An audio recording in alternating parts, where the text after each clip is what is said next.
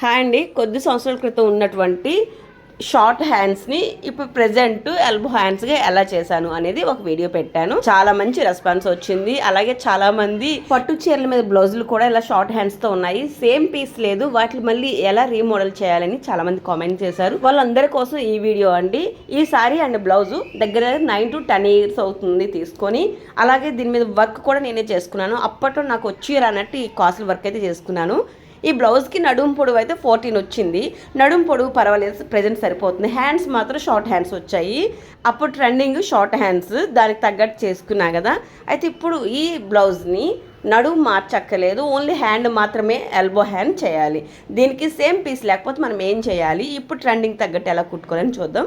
ముందుగా అయితే బ్లౌజ్కి హ్యాండ్స్ మొత్తం కుట్లు విప్పేశాను. అలాగే సైడ్ కూడా కుట్లు తీసి పక్కన పెట్టుకుంటేనే బెటర్. హ్యాండ్ పొడవు పెంచాలి కాబట్టి పీస్ కంపల్సరీ జాయిన్ చేయాలి. అది చాలామంది కామెంట్ చేసింది ఏంటంటే సేమ్ పీస్ లేదు, ఎలా పెట్టుకోవాలి, ఏ పీస్ పెట్టుకోవాలని చాలామంది కామెంట్ చేశారు కదా. హ్యాండ్ పెద్ద చేయడం కోసం నేను వేరొక పీస్ తీసుకున్నా అండి. శారీలో అయితే పీస్ కట్ చేయలేదు. 1/2 మీటర్ ఎక్స్ట్రా పీస్ తెచ్చుకున్నామంటే మనకి హ్యాండ్ కోసం సరిపోతుంది. బ్లౌజ్కి కుట్లిప్పుకున్నటువంటి హ్యాండ్ పొడవు 4.5 వచ్చిందండి. ఇక్కడ దీన్ని స్ట్రైట్ కట్ చేసుకోవాలి. దీన్ని ఏంటంటే మిడిల్లో ఒక పీస్, ఆ బ్లూ కలర్ పీస్ పెట్టి జాయింట్ చేస్తాం కాబట్టి ఇక్కడ ఆ రౌండ్ షేప్ ఉండకూడదు, స్ట్రైట్గా కట్ చేస్తున్నాను.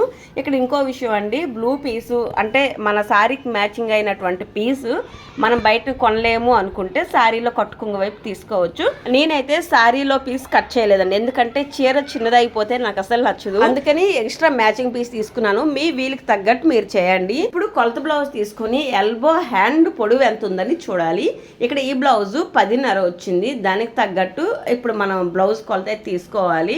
బ్లూ కలర్ పీస్ని 2 మడతల్లో దాన్ని డబుల్ ఫోల్డ్ చేశానండి. అక్కడ 2 హ్యాండ్స్ ఒకేసారి రావాలి కాబట్టి దీనికి ఇక్కడ 7 inches మార్క్ చేస్తున్నా. ఎందుకంటే బ్లౌజ్కి ఇప్పినటువంటి హ్యాండ్ 4.5 ఉంది, ఇది 7, టోటల్ కౌంట్ చేసుకోవాలి. 11.5 వచ్చింది. ఇక్కడ ఈ కొలత అనేది ఆ మాత్రం కన్ఫ్యూజ్ అవ్వకండి, 1-2 సార్లు చూడండి. ఈ కొలత దగ్గర మీరు కన్ఫ్యూజ్ అవ్వద్దు, అర్థం కాబట్టి 1-2 సార్లు చూడండి, అర్థమవుతుంది. బ్లూ కలర్ పీస్కి 7 inches పొడవు పెట్టాము. ఇప్పుడు వెడల్పు ఎలా చూసుకోవాలంటే ఇక్కడ కన్ఫ్యూజ్ కాకుండా కొంచెం 1-2 సార్లు చూస్తే అర్థమవుతుంది. సేమ్ కొలత బ్లౌజ్ కుట్టు నుంచి 7 inches వరకు మార్క్ చేసుకొని అక్కడ వెడల్పు ఎంత వచ్చిందని ఈ విధంగా చూసుకోవాలి. వెడల్పు 7.5 వచ్చింది. ఇదే 7.5 బ్లూ కలర్ పీస్ మీద వెడల్పు అయితే మార్క్ చేసుకున్నాను. కొత్త బ్లౌజ్ కుట్టినప్పుడు డైరెక్ట్ గానే హ్యాండ్ పొడవు ఇవన్నీ తీస్తాం కాబట్టి అంత కన్ఫ్యూజన్ ఉండదు. ఇలాంటి ప్యాచ్ వర్క్ లో అప్పుడే కన్ఫ్యూజన్ ఉంటుంది. తర్వాత ఆర్మ్ హోల్ కూడా కొలుచుకోవాలి. 10 inches వచ్చింది. నేను ఇక్కడ బ్లౌజ్ పీస్ మీద 7 inches పెట్టాం కదండి, దానికి 3 inches కొంచెం డౌన్ చేసి ఒక మార్క్ చేసి దాని నుంచి 10 inches ఆర్మ్ హోల్ వెడల్పు అయితే తీసుకున్నాను. ఇక్కడ ఆర్మ్ హోల్ వెడల్పు తీసుకునేటప్పుడు ఒక్కొక్కల కొలత ఒక్కొక్కలా ఉంటుందండి. ఇక్కడ నేను తీసిన కొలత మీకు ఇది కరెక్ట్ కాదు, సరిగ్గా లేదు అనుకుంటే మీరు ఎలా తీసుకుంటారో దాని ప్రకారం తీసుకోండి. దీంట్లో పెద్ద మార్పులు ఏమి ఉండవు. కొలతల ప్రకారం మార్క్ చేసిన తర్వాత ఈ విధంగా అయితే కట్ చేసుకున్నాను. బ్లౌజ్ పీస్ కొలత ప్రకారం లైనింగ్ పీస్ కట్ చేశాను. మీకు ఇక్కడ డౌట్ వస్తుంది, ముందుగా లైనింగ్ కట్ చేయాలి కదండి అని. కాకపోతే మీకోసమని ముందు బ్లౌజ్ పీస్ మీద కట్ చేసి తర్వాత లైనింగ్ పీస్ కట్ చేశాను. కట్ చేసిన తర్వాత మన కొలత బ్లౌజ్ హ్యాండ్ మీద పెట్టి ఈ విధంగా కొలత చూస్తే కరెక్ట్గా సరిపోయింది. ఇప్పుడు దీనికి బక్రం పీస్ తీసుకోవాలండి. కిందన కర్వ్యూస్, మన బ్లౌజ్కి హ్యాండ్ ఇప్పాం కదా దానికి కర్వ్యూస్ ఉన్నాయి కదా, అదే విధంగా ఇది కూడా డిజైన్ పెడితే బాగుంటుంది. అంటే అక్కడ జాయింట్ కనిపించుకున్న డిజైన్ లా వస్తుందని నేను ఇక్కడ ఆ విధంగా మోడల్ పెడదాం అనుకున్నాను. ఇక్కడ బక్రం పీసు 2 inches వెడల్పు, అలాగే బ్లౌజు ఎంత అయితే వెడల్పు ఉందో అంత వెడల్పు తీసుకుంటున్నాను. బక్రం పీస్ మీద లైనింగ్ పీస్ పెట్టి ఐరన్ చేస్తే లైనింగ్ పీస్కి బక్రం పీసు అతుక్కుంటుంది. ఈ విషయం మ్యాక్సిమం మీ అందరికీ తెలిసిందే, మరి ఒక్కసారి చెప్తున్నాను.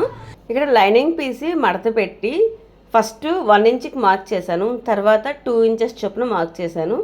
ఇక్కడ స్టార్టింగ్లో 1 inch ఎందుకు అంటే అక్కడ పీసు ఫోల్డింగ్లో ఉంది కాబట్టి 1 inch సరిపోతుంది.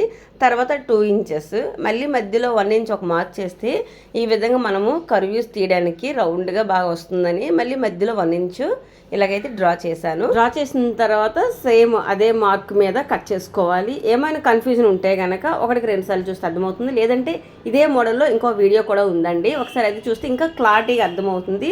చాలా డీటెయిల్గా ఉంటుంది అందులో, అదేనా చూడండి. కొంతమంది అయితే అంచనాను గీసేస్తారు, కాకపోతే అంచనాను గీస్తే ఒకటి అప్ అండ్ డౌన్ చిన్నది పెద్దది వచ్చే అవకాశం ఉంది.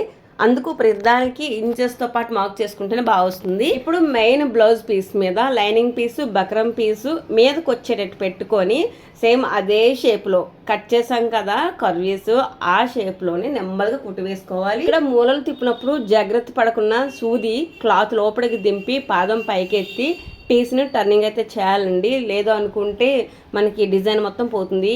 కుట్టు ఎంత పర్ఫెక్ట్గా వస్తే డిజైన్ అంతా పర్ఫెక్ట్గా ఉంటుంది, వేసినప్పుడు కూడా అంతే అందంగా కనిపిస్తుంది.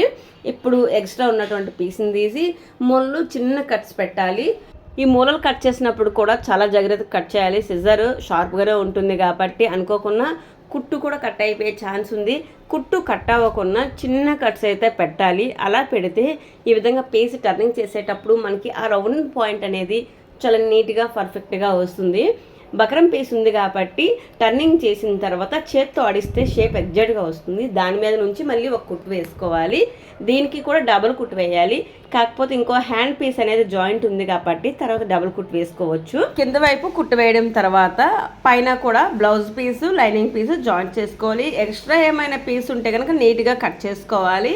ఈ విధంగా పైన మనం జాయింట్ చేయబోయే పీస్ అయితే వచ్చింది. ఇప్పుడు బ్లౌజ్కి ఏదైతే విప్పామో హ్యాండ్ పార్ట్ దానికి ఒకవైపు కుట్టేసి ఉంది, ఇంకోవైపు ఓపెన్లో ఉంది కదా, దాన్ని నీట్గా కుట్టుకోవడం కోసం రివర్స్ చేసి కుట్టు వేసి దాన్ని రివర్స్ చేస్తున్నాం. అలాగైతే చాలా నీట్ ఫినిషింగ్ ఉంటుంది. ఈ బ్లౌజ్కి ఆల్రెడీ వర్క్ ఉంది కాబట్టి కొంచెం నెమ్మదిగా కుడుతున్నాను, ఎందుకంటే సూదులు చాలా అయితే ఇరిగిపోయి కొంచెం చూసుకుంటూ నెమ్మదిగా ఈ విధంగా కుట్టు వేస్తున్నాను. ఇలా కుట్టు వేసిన తర్వాత దాన్ని రివర్స్ చేస్తే చాలా నీట్ ఫినిషింగ్ ఉంటుంది. అక్కడ ఉన్నటువంటి కుట్టు కూడా బయటికి మళ్ళీ ఓడదు, మనకి గుచ్చడం ఇలాంటివి ఏం ఉండవు. ఇక్కడ చూడండి రివర్స్ చేసిన తర్వాత పీసు చాలా నీట్ ఫినిషింగ్ అయితే ఉంది. ఎక్కడ కుట్లు బయటకు ఉండదు, అలాగే మగ్గం వర్క్ కూడా ఎక్కడ ఓడట్లేదు. ఇప్పుడు ఈ పీస్ని మిడిల్లో ఫోల్డ్ చేసుకుని అక్కడ మార్క్ చేసుకోవాలి. కొత్తగా కుట్టే బ్లౌజులకి అయితే డిఫరెంట్గా ఉంటుంది కొలతలు. ఇక్కడ ఏంటంటే పాత బ్లౌజ్ని హ్యాండ్ విప్పి మళ్ళీ దానికి పీస్ జాయింట్ చేస్తున్నాం కాబట్టి పీస్ మధ్యలో అంటే షోల్డర్ పార్ట్ ఏదైతే ఉందో దానికే మార్క్ చేస్తున్నాను. అలాగే బ్లూ కలర్ పీస్ కూడా మధ్యలో ఫోల్డ్ చేసి దానికి కూడా మధ్యలో మార్క్ చేసి రెండు జాయింట్ చేయడానికి కోసం అని ఈ విధంగా రెండింటికి మార్క్ చేశాను. అలాగే ఇక్కడ గమనించినట్లయితే ఒక వైపు నుంచి కుట్టు వేసుకుంటూ నేను రాలేదు, మిడిల్ పార్ట్ నుంచి నేను కుట్టు వేసుకుంటూ వచ్చాను. ఏదైతే రెండింటికి మార్క్ చేశానో అక్కడ నుంచి కుట్టు వేసుకుంటూ వచ్చాను. ఎందుకంటే ఇక్కడ చూసారా గ్రీన్ పీస్ కొంచెం పెద్దగానే ఉంది, బ్లూ పీస్ కొలత ప్రకారం కొలుచుకున్నాం కదా. ఎందుకు అంటే గ్రీన్ పీస్ షార్ట్ హ్యాండ్, అక్కడ ఆర్మ్ హోల్ వెడల్పు కూడా చాలా ఎక్కువ వస్తుంది. అందుకోసం అనేసి నేను మధ్యలో నుంచి కుట్టు వేసుకుంటూ వచ్చాను. ఎక్స్ట్రా ఉన్న పీసు దాన్ని కట్ చేసేస్తాం. మళ్ళీ చెప్తున్నా అండి, ఏమైనా కన్ఫ్యూజన్ ఉంటే కనుక కొంచెం వెనక్కి వెళ్ళి ఒకటికి 2 సార్లు చూస్తే అర్థమవుతుంది. ఆల్రెడీ బాగా డిజైన్స్ కుట్టడం వచ్చే వాళ్ళకైతే ఇంత కన్ఫ్యూజన్ ఏమి ఉండదు. ఇది కూడా మళ్ళీ నేను చెప్తున్నాను, బిగినర్స్కి లేదనుకుంటే చిన్న మోడల్స్ కుడుతున్నాము అలాంటి వాళ్ళకి కన్ఫ్యూజన్ ఉంటే కనుక కొంచెం 1-2 సార్లు చూస్తే అర్థమవుతుంది. ఇప్పుడు ఈ గ్రీన్ పీస్ ఏదైతే ఎక్స్ట్రా ఉందో ఆ పీస్ని అయితే కట్ చేసుకోవాలి. ఈ విధంగా అయితే హ్యాండ్ పార్ట్ అయితే మనకి రెడీ అయిపోయింది. కుట్టిన హ్యాండ్ పొడవు ఇప్పుడు ఎంత వచ్చిందని చూద్దాము. 10.5 వచ్చిందండి. మనం మెయిన్ ఏదైతే కొలత బ్లౌజ్ తీసుకున్నామో ఎల్బో హ్యాండ్ దానికి కూడా 10.5 వచ్చింది. కొన్నిసార్లు 1/2 ఇంచ్ అటు ఇటు అవుతుంది, అది పెద్ద ప్రాబ్లం అయితే కాదు. ఇప్పుడు ఈ కుట్టిన హ్యాండ్ని మన ఫ్రంట్ పార్ట్ లోతులు అంటాం కదా, లోతులు తీసుకొని మెయిన్ బ్లౌజ్ ఏదైతే ఉందో దానికి షోల్డర్ దగ్గర నుంచి స్టార్ట్ చేసుకొని జాయింట్ చేసుకోవాలి. ఆల్రెడీ కుట్టడం వచ్చే వాళ్ళకైతే ఈ జాయింట్ చేయడము ఈ ఆర్మ్ హోల్ దగ్గర కొలతలు మాత్రం నాది ఏమైనా మీకు సెట్ కాదు అనుకుంటే మీ లెక్క ప్రకారం మీరు తీసుకోండి, ఎలాంటి ప్రాబ్లం లేదు. ఎందుకు ఇంతలా చెప్తున్నా అంటే ఒక్కొక్కరి కొలత ఒక్కొక్కలా ఉంటుంది, దానివల్ల ఏమాత్రం మీరు కన్ఫ్యూజ్ అవ్వకండి. షార్ట్ హ్యాండ్స్ ఉన్నవి ఎల్బో హ్యాండ్ చేయడం లేదనుకుంటే సేమ్ పీస్ లేనప్పుడు కుట్టు కనిపించుకున్న మళ్ళీ మనం రీమోడల్ ఎలా చేసుకోవాలి అనే దానికి ఒక ఐడియా అనమాట. హ్యాండ్ జాయింట్ చేసిన తర్వాత మన బ్లౌజ్ కొలతల ప్రకారం మనం కుట్లు వేసుకుంటే బ్లౌజ్ రెడీ అయిపోయింది. చూసారా బ్లౌజ్ అయితే ఇలా కంప్లీట్ అయ్యింది. ఈ శారీకి మ్యాచ్ అయిందా లేదనేది మీరే చెప్పాలి. ఇలాగే ఇలాంటి మంచి మోడల్స్ ఇంకా మన ఛానల్లో ఉన్నాయి, ఒకసారి చెక్ చేయండి.